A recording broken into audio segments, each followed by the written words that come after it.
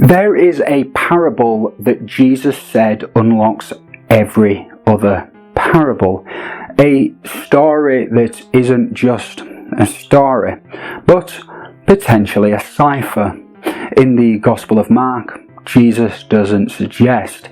He declares, "Don't you understand this parable? How then will you understand any parable?" Mark 4:13.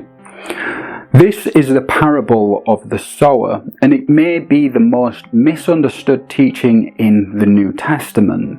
But what if I told you that buried beneath its soils are Gnostic secrets? That heretical teachers like Valentinus saw it in a cosmic drama far more radical than any church sermon would admit.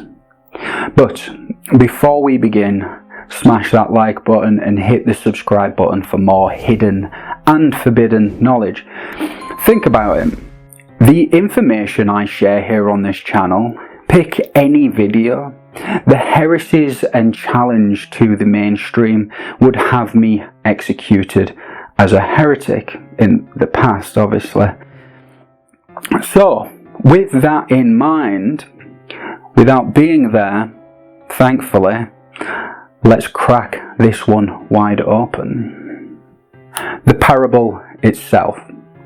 A sower went out to sow his seed, and as he sowed, some fell along the path, and the birds came and devoured it. Some fell on rocky ground, where it had little soil.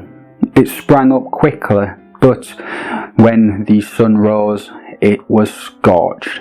It had no root, and it just withered away. Some fell amongst thorns, and the thorns grew up and choked it. It yielded no grain, but some fell on the good soil. It grew and increased and brought forth a harvest, 30-fold, 60-fold, 100-fold. And Jesus said, "Whoever has ears to hear, let them hear." Then he was alone. His followers and the 12 disciples asked him about the parables, and he said to them, "To you has been given the mystery of the kingdom of God, but to others outside, everything is said in parables, so that they may see and yet not perceive, they may hear and not yet understand, lest they should turn and be forgiven." Mark 11-12. So here is the true question to this parable.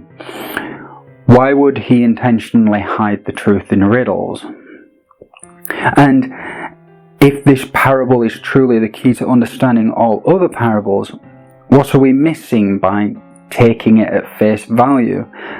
Let's see a few interpretations from the early Christians who lived closer to that time period. The Gnostic Interpretation. The Gnostics read this parable not as moral instruction, but as spiritual code. The seed, well, this wasn't mere doctrine, it was the divine spark, light scattered into human bodies awaiting awakening. There's a full video on the Gnostic theology, which are early Christians from the 2nd century onwards, and how they were suppressed and ultimately eradicated. There'll be a playlist up here for you to be able to watch. Now, in the Gospel of Thomas, saying 9 mirrors the sower, and later Thomas records Jesus saying, "There is light within a person of light, and it shines on the whole world." In Gnostic thought, the sower is a divine emissary. The ground isn't just human emotion, it's soul type. The Gospel of Truth, often linked to Valentinus, declares what caused destruction and ignorance. When the whole is known, then from the whole one will become liberated. The parable isn't about behavior, it's about recognition. Only those whose souls remember the divine will blossom. But what happens when other heretical groups take this even further and say that most people were never meant to understand the truth. Heretical Understandings. Throughout history, heretics expanded this idea into something much darker. Mancenes believed the seed was literally fragments of divine essence trapped in matter. The sower became a cosmic redeemer, trying to rescue lost particles from the prison of the physical world. Carthus saw the good soil as the perfecti, those who'd renounced the material realm entirely.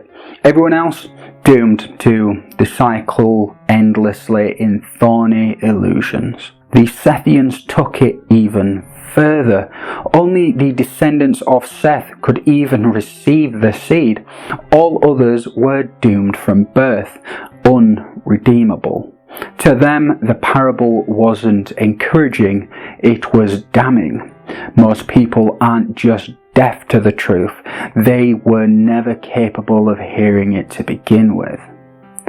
But one man tried to bridge that gap, a Gnostic who walked the line between heresy and orthodoxy. So, what did Valentinus believe about this parable, and how close did he come to changing Christianity forever? Valentinus and the hidden mystery. Valentinus was a 2nd century mystic trained in Alexandria, saw the parable of the sower as a cosmic blueprint. He divided humanity into 3 types: hylics, bound to flesh; psychics, people of the soul who might be saved through faith; pneumatics, the spiritual elite born of divine essence, destined for gnosis. The good soil in this parable, he said, referred to the pneumatics, those who already contained the divine seed. In the Gospel of Philip, a Valentinian text, it's written, "Truth did not come into the world naked, but it came in types and images." The sower speaks in riddles because direct truth would blind the unready. Only the awakened can decode the symbols. This interpretation flips mainstream Christianity. It isn't about belief, it's about being. Your soul's origin determines your capability to receive. So who was Valentinus really, and how did a man with such a radical belief nearly become the Bishop of Rome? So, this parable of the sower isn't just about listening, it's about receiving, and not all can receive. If you don't understand this parable, how will you understand any of them? Was Jesus speaking to everyone, or only to those with ears to hear? What if you're the soil? What if the truth is already in you, just waiting for light? If you're ready to go further down the rabbit hole, check out my next video, Valentinus, the heretic who nearly became the Pope, and learn how his teachings almost replaced orthodoxy and why his spiritual blueprint still echoes through the time. Subscribe to the Obelisk because the truth was never meant to be simple. Now on to channel news. As you might be able to tell, there's a bit of an upgrade. I've tried to increase production and try to make the videos more engaging. So if you really did like this video, hit the like button, leave a message on any suggestions that you think I should do next to improve the videos.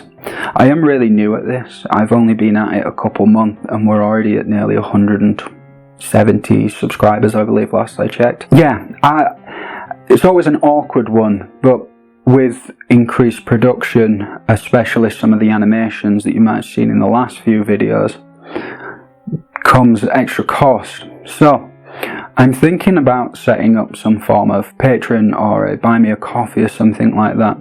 Nothing's set up yet, but if you've got any suggestions or any advice into how to go about this, then let me know in the comments. Thank you very much for watching, and until next time, take care.